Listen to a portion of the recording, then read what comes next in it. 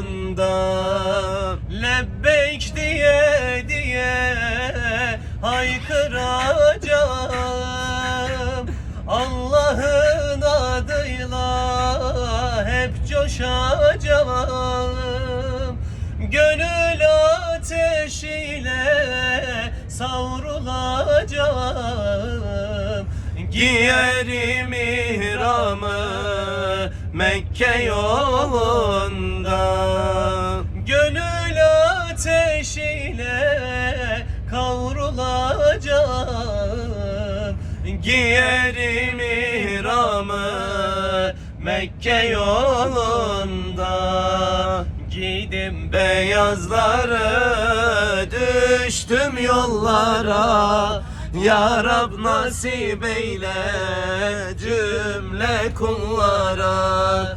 Nice aşıkların gönlünde yara. Ne güzeldir ya Rab Kabe yolları. Nice aşıkların gönlünde yara. Ne güzeldir ya Rab Kabe yolları. Yaklaştıkça Kabe heyecan başlar. Buğulu gözlerden süzülür yaşlar.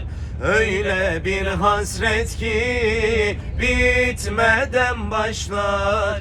Ne güzeldir ya Rab Kabe yolları.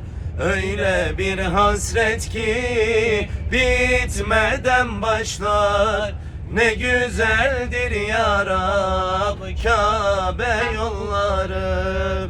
Vardım huzuruna şükürler olsun. Hacerul Esved'e selamlar olsun.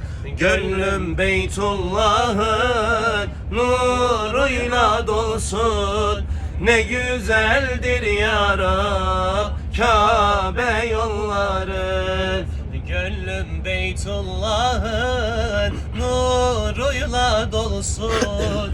Ne güzeldir ya Rab Kabe yolları. Can Mekke'nin yolları, kurbandır hacıları. Dağları aşıp gelsem, Zemzem suyundan içsem, emanet canı canı nurlu diyarda versem. Can Mekke'nin yolları, kurbandır hacıları. Dağları aşıp gelsem, Zemzem suyundan içsem, emanet canı canı nurlu diyarda versem. Bir sevda seli Safa Merve'de, Mescid-i Harem'de 9 minare. Bir günde 5 vakit yüreğim yâre. Mekke yollarında ölmek ölmek.